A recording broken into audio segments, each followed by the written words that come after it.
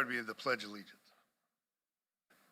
I pledge allegiance to the flag of the United States of America and to the republic for which it stands, one nation, under God, indivisible, with liberty and justice for all.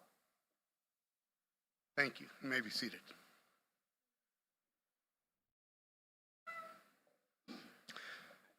First, let me do some introductions. My name is Stacy Mowry. I am the director of the law enforcement program for the College of Western Idaho. Over here is my administrative assistant, Carly Reynolds. Then the provost for the College of Western Idaho, Denise Canada. We have the chief deputy from Canyon County, Doug Hart. We have my dean, Chris Merrick, who runs the whole program. Will Stoy, retired Meridian PD, and was chosen by Class 14 to speak today. Senior Coordinator Kelly Crawford, Senior Coordinator Gary Cooper, and Senior Coordinator Brett Price. We're graduating 2 classes today. We have a self-sponsored class. Class 14 is the front row. They have been here for 1 year almost, 2 full semesters, and they have finished both a patrol and a detention academy. Behind them is SP 25, that stands for Spring of 25. They are sworn out of agencies around the valley, and you will see that as we go. Anyway, welcome both classes. First, I'd like to welcome the families, the friends, the guests, faculty, people making this go back behind us, and most importantly, our graduates. You've all done well, both Class 14 and SP 25. Today we celebrate a triumph, not merely a completion of a program, but the beginning of a journey. From your first day in the classroom, each of you has demonstrated remarkable dedication, unwavering perseverance, and genuine camaraderie. That not everyone who began on this path is with us today only underscores the truth about this profession. It demands extraordinary commitment. It tests your resilience, and yes, carries inherent risks. Law enforcement is a calling that asks everything of those who answer it, and as you all have answered it magnificently. To the families that are gathered here today, your pride should know no bounds. This achievement belongs partly to you as well. Through the late nights of study, moments of doubt, and the sacrifices of time together, your support has been the bedrock upon which these graduates will build their success. The encouragement you provided and the understanding you showed deserve our deepest appreciation. Graduates, whether you're embarking on your first law enforcement role or continuing on an established career, remember that today represents not a destination, but a foundation. True professionals in this field understand that learning never ceases and training never ends. You now have the essential skills to serve your community with integrity, to protect the vulnerable, and when called upon to save lives. Carry your achievement with both pride and humility as you step forward into the most honorable profession. I would like to leave you with 5 principles that I wish someone would have given me when I first pinned on a badge. Number 1 is integrity above all. Your word is everything in this profession. Never lie, never minimize the truth. When you make a mistake, and we all do, own it completely. Dishonor is the only stain that will never watch out. Always follow your conscience. Trust your ethical compass. When something feels wrong, it typically is. Good ethics lead to good decisions. Do what's right, even when it's difficult or unpopular. If you witness unethical behavior from a fellow officer, address it appropriately. We must hold each other accountable. Remember, no one dislikes a corrupt officer more than an honest officer. Number 3 is be professional. The sharper you look, the better your behavior is. Look professional and act professional. You are now a representative of your community and your agency. Command presence is everything. Number 4, be tactically sound. Talk nice, listen closely, but always have a battle plan. Be prepared to fight if necessary, and remember how fast things will go from 0 to 100. If you watch experienced officers out, even when they're dealing with things that are dangerous or heated, they seem calm. That's because they already have a battle plan. And number 5, solve problems at your level. Remember that whatever problem you're working on is a big deal to the victim, even if it's not to you. Never dismiss someone's concerns as not my job. If you can help, help. Whether that means changing a tire, connecting with, that was an inside joke there, connecting with people, getting them the appropriate resources, or simply listening. Be a problem solver. So remember, stay safe, always have a battle plan, and just be a nice person. This time I'd like to introduce the provost, Ms. Denise Aberly Canada. She's been with CWI since 2019, serving as the provost. She's a strong supporter of law enforcement, as well as the law enforcement program. Her presence here today, despite her demanding schedule, is a testament to her commitment. She consistently makes it a priority to be at our graduations. Denise has a long history in higher education, having worked in leadership roles at institutions in Colorado, New Jersey, and North Dakota. Please help me welcome our provost.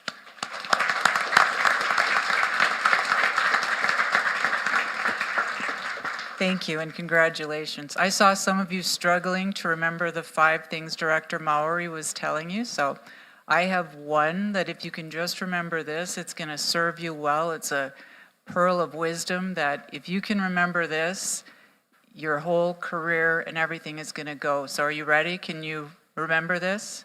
All right. If you see a frog on a fence post, it did not get there by itself. Some of you will get this tonight. But for those quick studies, when you look around this room, you see your family, your friends, your fellow students, your instructors up here. It took a village to get you where you are today. So always remember, achievements are a success when they're done in unison with the people around you. So always remember these people that sacrificed a lot so that you could be here today. So now, on to the serious stuff. I'm going to quiz you on this in the end, so just remember, okay? You know, as you step into your role as officers, remember that true leadership is about service, integrity, and empathy. The community looks to you for guidance and protection. So, just like Director Mowry said, my advice to you is to lead with courage and compassion, even when you are faced with dangerous and difficult situations. As you embark on this journey, a very noble journey, and don't forget that either, never forget the importance of continuous learning and self-improvement. Embrace challenges as opportunities for growth, and always strive to better yourselves for the benefit of those you serve, as well as yourself and your family members. You'll be better for it. Your dedication and commitment are commendable. The CWI community, along with myself, President Jones, and the administrative cabinet at CWI, take a great deal of pride in this program and in each one of you.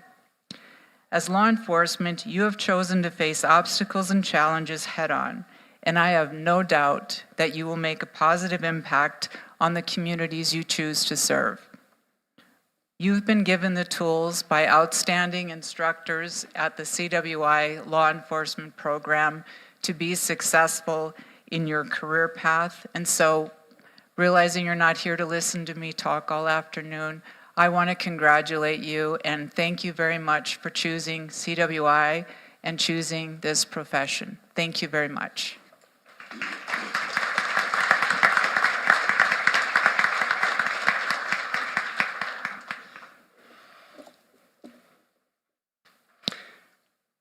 I would like to introduce Chief Deputy Doug Hart with the Canyon County Sheriff's Office.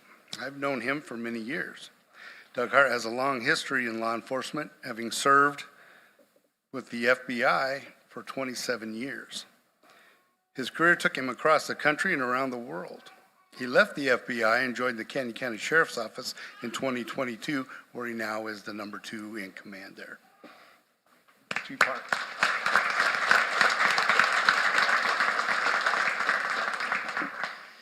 Well, welcome everyone. It really is an honor to have been asked to come and say a few words today to all that are in attendance. This is a wonderful and a special, meaningful occasion. I want to thank CWI. We have a great partnership with them and so appreciate their sponsoring this Detention Academy with some of our deputies in attendance.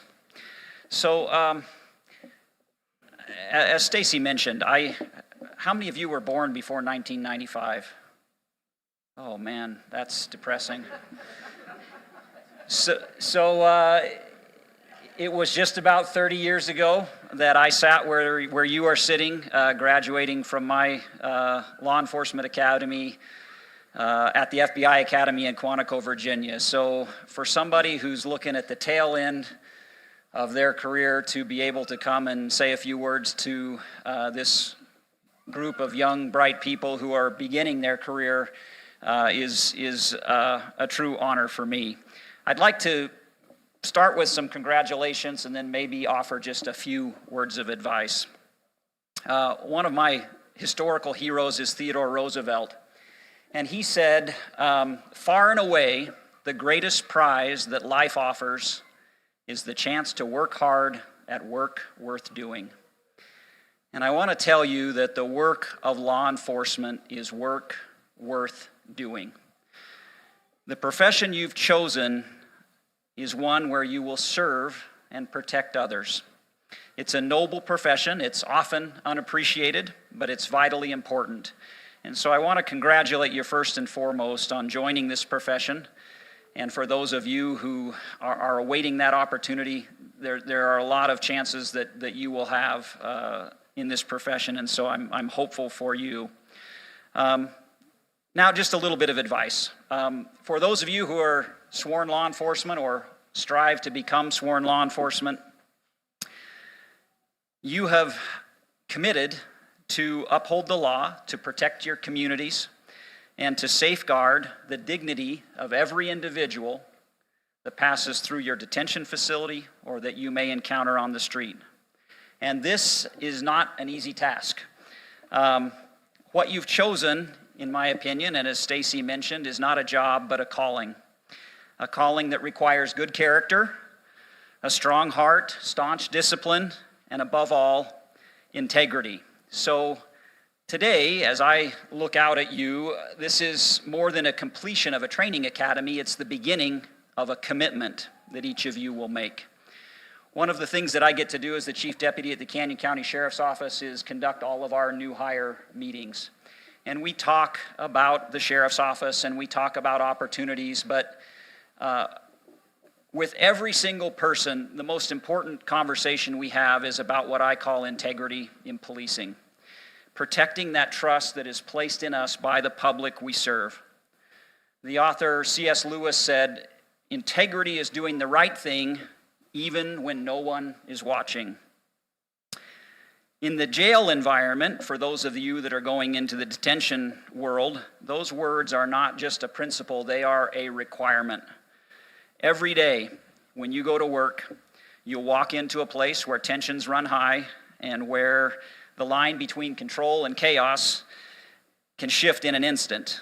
But it is your integrity, your ability to act justly, fairly, consistently, and within the bounds of the law that will command respect and foster safety in this environment. The badge that you wear, or that you hope to wear, is not just a symbol of authority.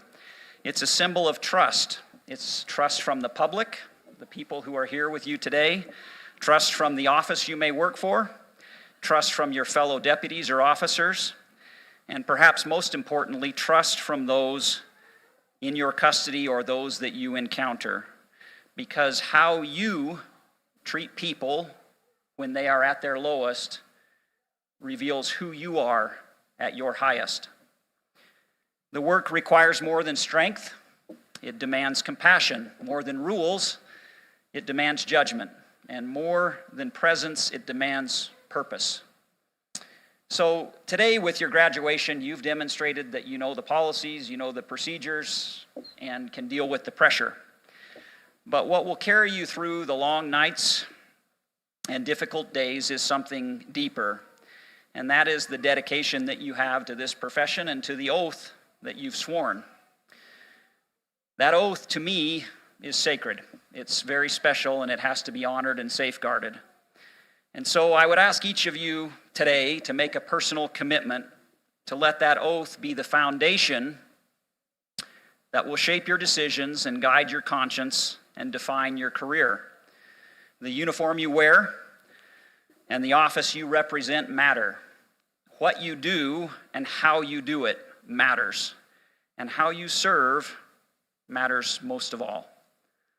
My favorite poet, Edgar Guest, once wrote, "At some post where my work will fit, I must with courage do my bit. Some portion of myself I'd give that freedom and the flag may live. And in some way I want to feel that I am doing service real." The service you will render in this profession is service real. It is service that is vital to our society. And so I want to congratulate you. You have earned this moment, and I want to welcome you to the law enforcement profession. Thank you.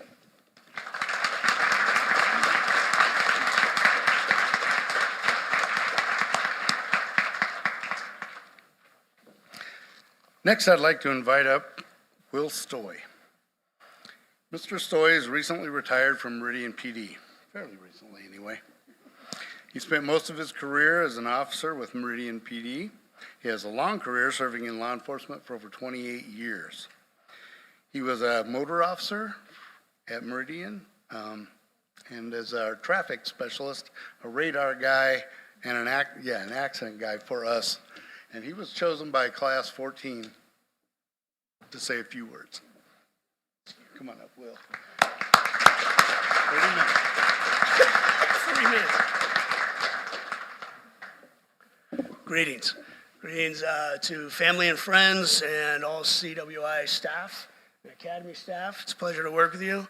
But most importantly, SP 225 and CWI Law Enforcement Class 14. Glad you made it. You're the most important people here today. As most of you know, I retired in law enforcement about 4 years ago after 28 years of service. You guys have endured arduous months of arduous training, and the fact that you're sitting here today speaks to your dedication. Absolutely. So thank you for your dedication. I'm humbled and honored to stand here in front of you today. So much so I wore a tie. Right? Last time I wore a tie was May 13th, 2021. It was with my police Class A motor uniform when I had the pleasure to lead the Law Enforcement Idaho Peace Officer Memorial procession. It was a fitting way to end my career. Events like that and this one here deserve the respect of a tie. So I'm here for you. And trust me, you have all earned my respect. So after 28 years in service, I commend you because I truly believe you're entering the most honorable of professions to be bestowed upon one individual. You've heard that said up here before, and it's absolute truth. I remember the day of my academy graduation. It was very, very exciting. I was very excited because I knew I was going to be faced with challenges, not only in my career with dealing with the public and enforcing laws and codes, but I also was excited for the growth that I knew was going to happen within me simply because I chose to be a law enforcement officer. I retired 4 years ago. In those years, I've kept in touch with a lot of people who are still working the streets, waiting for that day when they can retire. And I have a lot of friends that aren't in law enforcement too. And I hear from a lot of these people, especially the law enforcement ones that are getting close to retire, the older ones in age. I keep hearing them tell me how lucky I am to be out of law enforcement, that it's a great time to be out of law enforcement. A lot of them are just because they want to retire. But I hear that a lot, so I started thinking, well, why is that? And some people, the general public, tell me that too. Say, man, it's a really hard time to be in law enforcement. It's a good thing you're out. So I started thinking, why is that? We all watch the news, and we hear on the news constantly, whether it's social media or mainstream media, we hear about police officers being charged with crimes, police officers being sued. And those of us that do the job know that those officers are really just doing their job. But the general public doesn't understand that, so they think it's hard. Mainstream media shows those news stories time and time again. The media tells you it's difficult to be a police officer in today's world. They think they know the challenges that we face. Yet I remind you that none of those reporters ever walked a day in the shoes of a law enforcement officer. So we know the truth, and we know this isn't truly a bad profession. But certainly if it's so difficult to be a law enforcement officer today, and it's not just the same as it used to be, as people tell me, and there are some things that aren't the same, but that doesn't mean that's a bad thing. Well, then the past days must have been the glory days. So I wanted to look back in history a little bit and give you guys a little history lesson on law enforcement. So Stacy told me I had lots of time, so I figured we'd start in 1838. Yeah, so we're going back to 1838 with Stacy to Boston. That was the first recognized law enforcement agency. We're going to skip forward to 1960 because, Stacy, I don't even want to talk for that long. So let's look at the 1960s and 70s. These are all decades that a lot of you weren't alive, but at least you're familiar with. And a lot of us in this room were familiar with those decades. The 1960s and 70s, was that a good time to be in law enforcement? Well, those decades saw a significant increase in crime. Those decades had the civil rights movement, which brought light to police brutality and police discriminatory practices, things that we're not proud of today. So was that a good time to get out of law enforcement? Discriminatory practices and the civil rights movement brought riots to the cities. Those riots further separated law enforcement and the communities they served. So was that a good time to be getting out of law enforcement? I bet those that were retiring were told that. But the new recruits, the new officers of those days, they didn't think so. So they learned how to improve their practices. They learned how to treat people more fairly. They learned how to start developing programs like community policing. That's when it started, was in the 60s, these community policing programs. The new recruits adapted, and they made police work better than it ever was before. So let's jump forward to the 80s and 90s. 80s and 90s, we had a huge rise in crime with crack, the whole crack epidemic. That saw a lot of crime. Rodney King incident, a lot of you are too young to remember that maybe, but everybody's heard about it.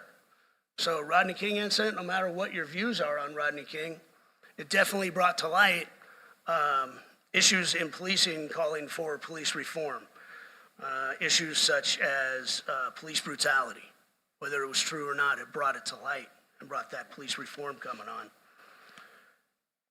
Rodney King brought about what's called the broken windows theory. Broken windows theory is you drive through a neighborhood and all the windows are broken. The people that live there think nobody cares. So the officers that were starting in the 60s and 70s, or I'm sorry, 80s and 90s, they took that to heart and they started enforcing the small stuff. And when you enforce the small stuff, the big stuff starts to go away. And now people feel like they're part of a community and they get better in touch with law enforcement. So again, the new officers of the 80s and 90s made law enforcement even better than it was in the 60s and 70s. 2000s and 2010s, we're getting there, Stacy. Law enforcement again forced challenges in public perception with issues revolving around use of force and disproportionate policing in minority communities. All this led to things like ambushes on police officers, active shooter events, and the onset of the sovereign citizen movement. Was that a good time to get out of law enforcement? I don't think so. Instead, the new officers became even more adept in de-escalation techniques, which a lot of you have been trained in today. So de-escalation techniques, they brought back community and evidence-based policing, which furthered their trust in the communities they served, which was a great thing that made law enforcement even better. That brings us to today. What is the most pressing issue that law enforcement has today? It's recruitment and retention. Recruitment and retention is what you always hear about. Again, because there's a negative public perception of the hard job that law enforcement has to do, and it is a hard job. But the media gives the public a negative perception of the job that we have to do. So is this a good time to get out of law enforcement? No.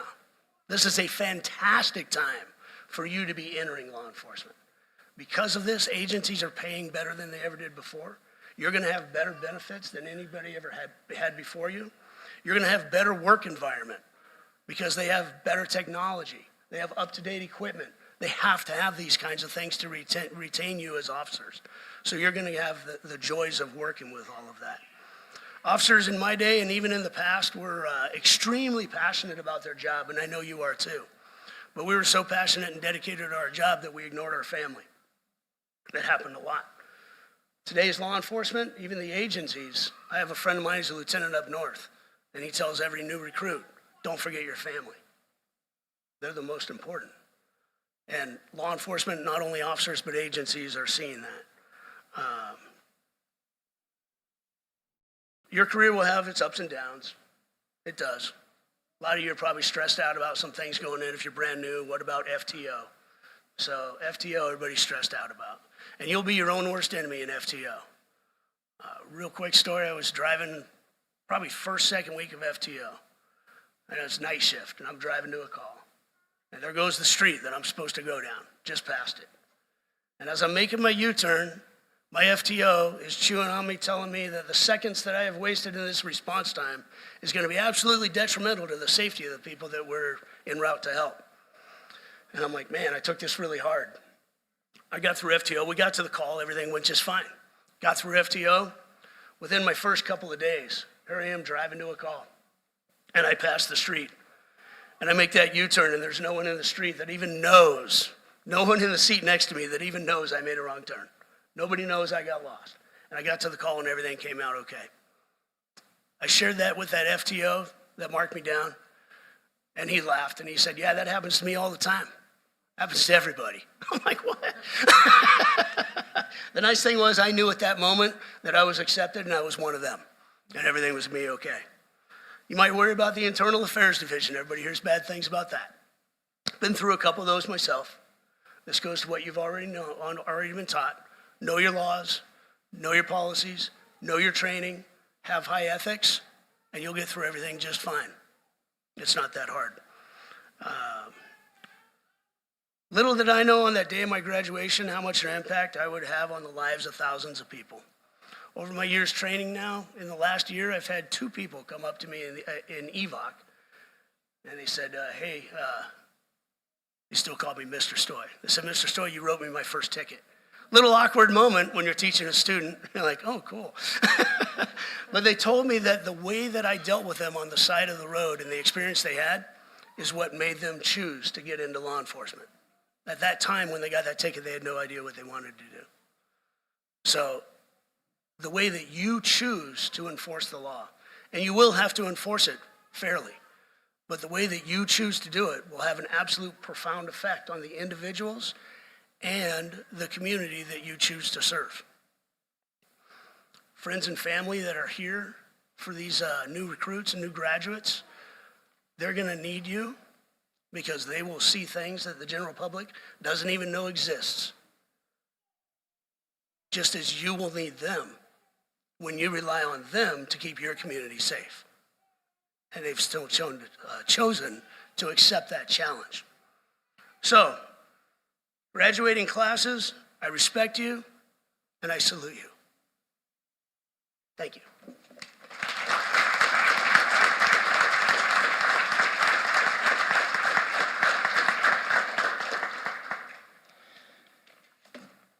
Nice job, Will.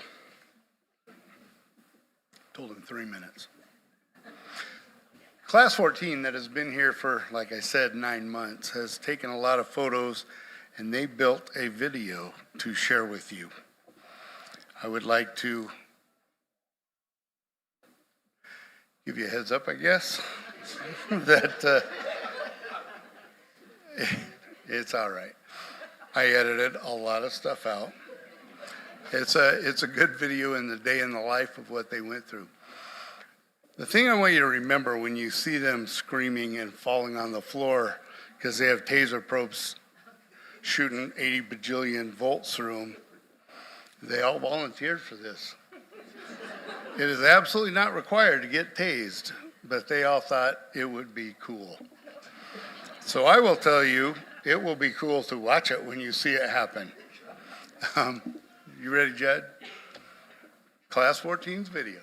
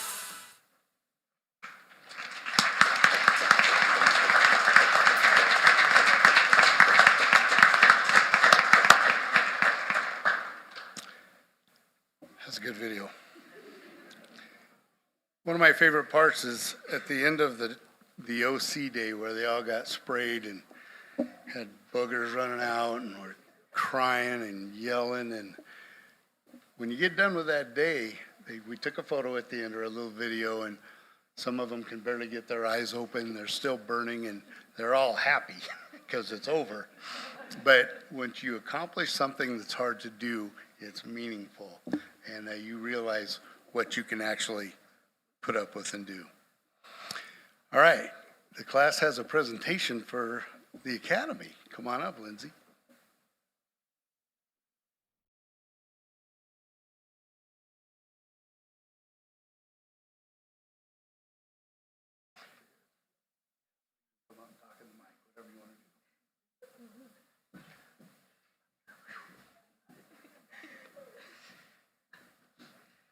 I'd like to present this to Lieutenant Mowry and the CWI law enforcement staff as a token of appreciation from my grandfather, Matthew Sellinger, and Class 14.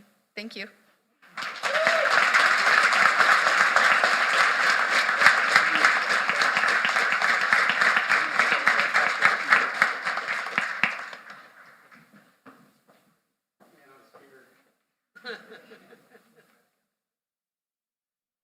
That's beautiful.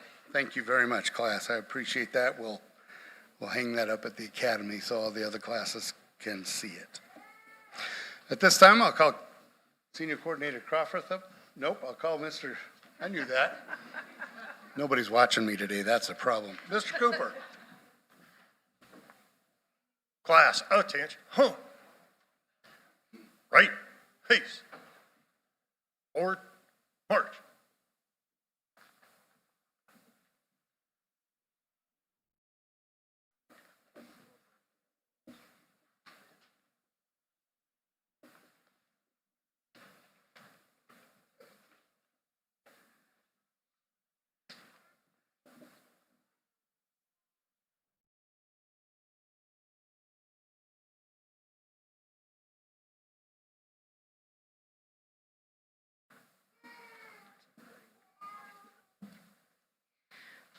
Good afternoon. I'm Kelly Crawforth, a training coordinator for the law enforcement program, and I will be announcing the names of the graduates today, starting with Law Enforcement Class 14. Tyler Bender.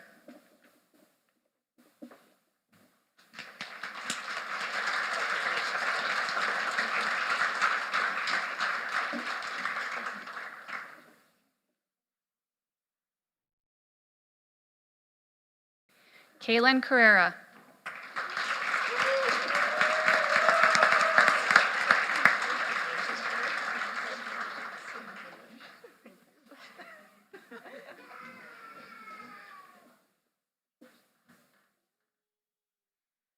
Abigail Garrison.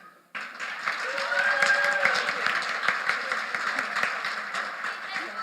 I hug you, please?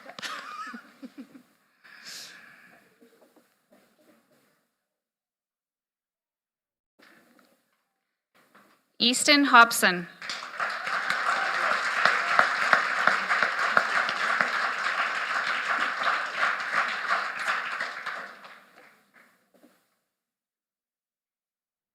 Alex Lopez.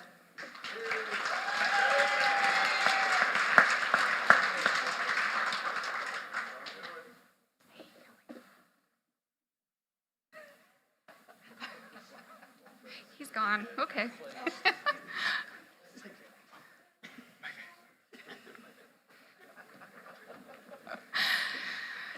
Kyson Saylor.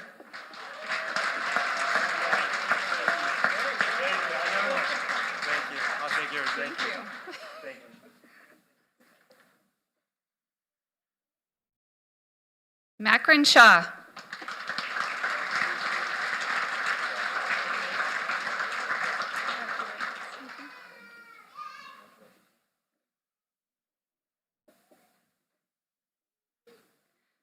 Lindsay Solinger.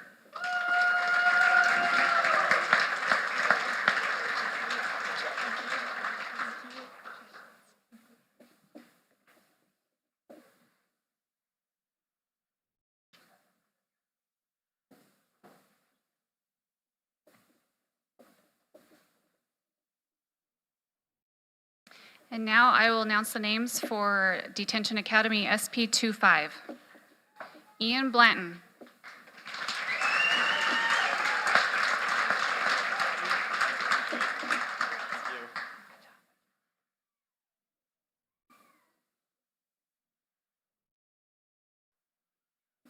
Billy Butler.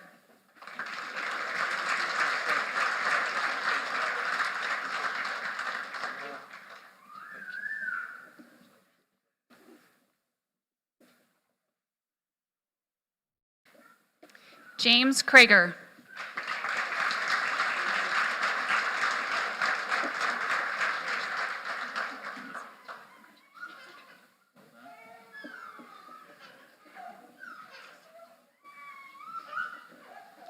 Kyle Crimmen.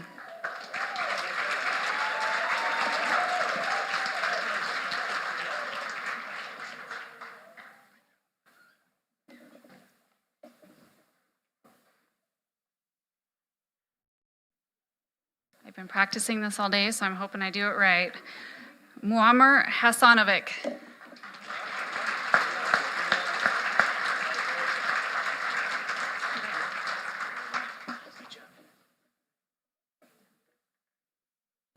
Elizabeth Hayes.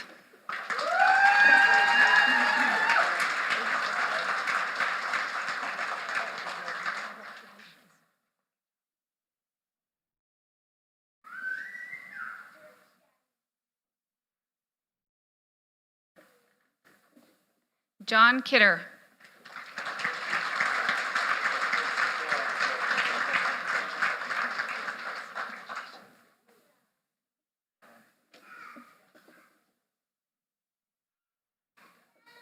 Kyle Leshinsky.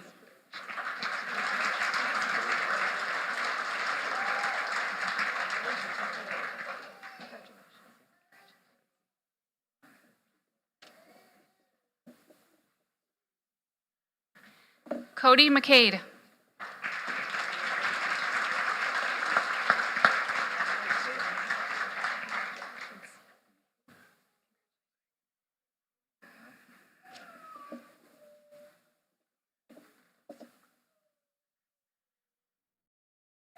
Garrett Prohaska.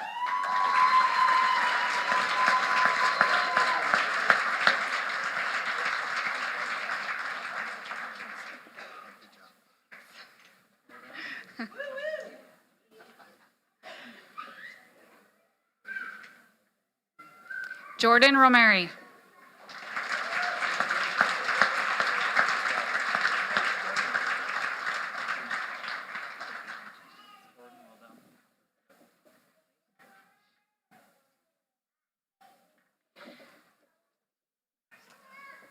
Benjamin Skinner.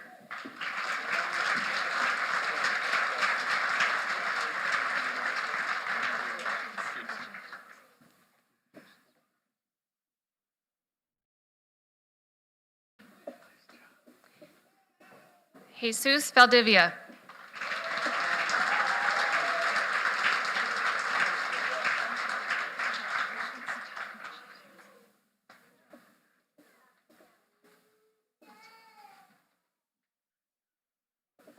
And Jess Varner.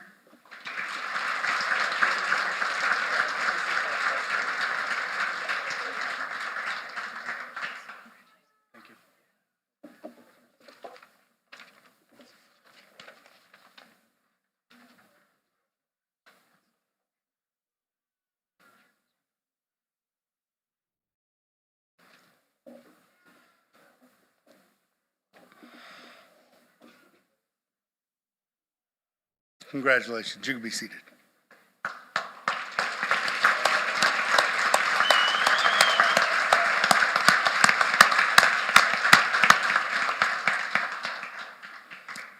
going to call up Coordinator Brett Price. He has a very fun job. I like him the best. Good afternoon. So each class, we have some awards that get passed out. We have a top driver, top shooter, and then top academics. So we'll start with class 14. So the first one will be for EVOC, which is the Emergency Vehicle Operations course. They go through a week-long driving course over at the post facility. All sorts of different things through the week that they do. One is collision avoidance, pursuit course, and backing. And the instructors through the testing phase decide who the top driver is going to be. So for class 14, the top driver is Kaylin Carrera. Come on up.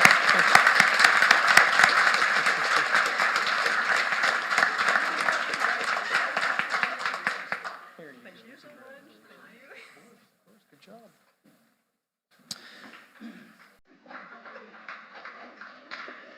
The next one will be for firearms. So for firearms, they get a whole week of pistol, and then we come back the following week for a day of rifle. So they kind of get a introduction to the rifle.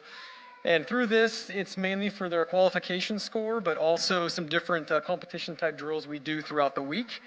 And the top shooter is Easton Hobson.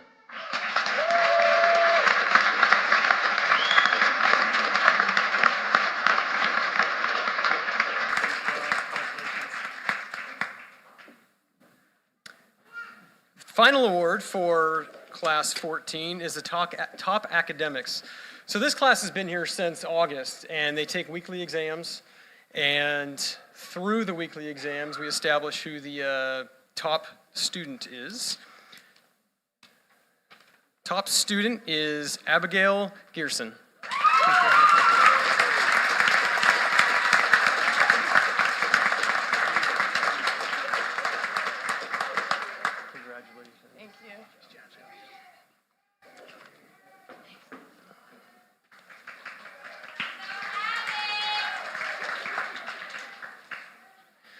So for class detention 25, we had a tight race.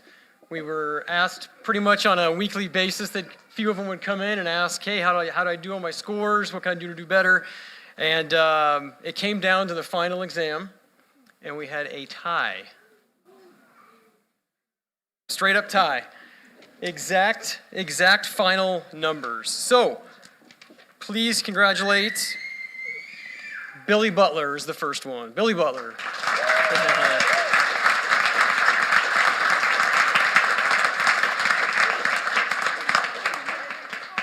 Congratulations. Thank you. Of course.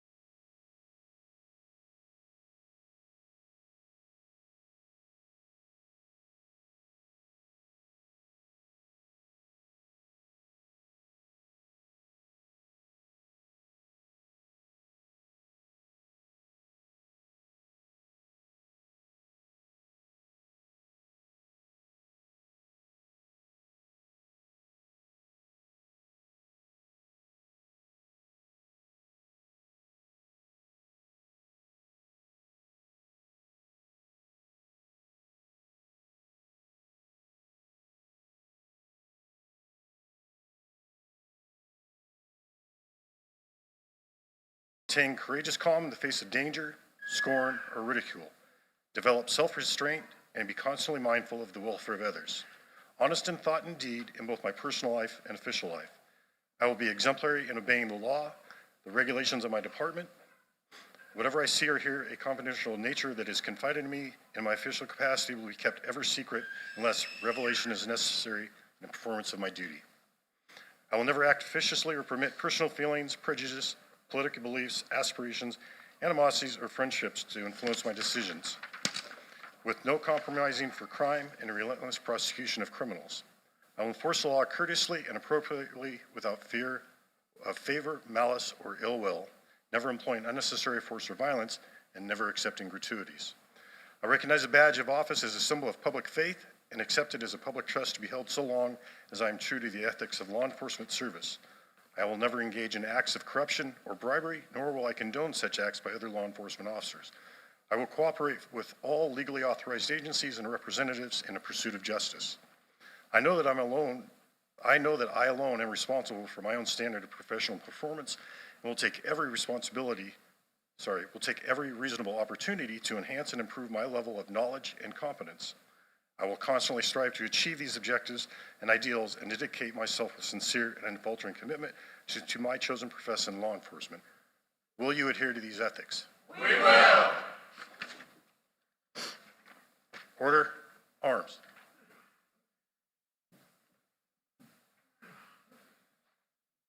Class, turn and face the audience.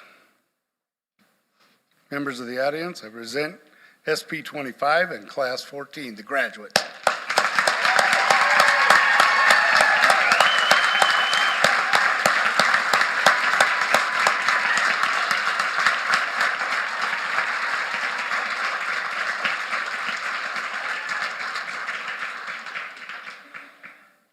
This concludes the ceremony. Class, you're dismissed.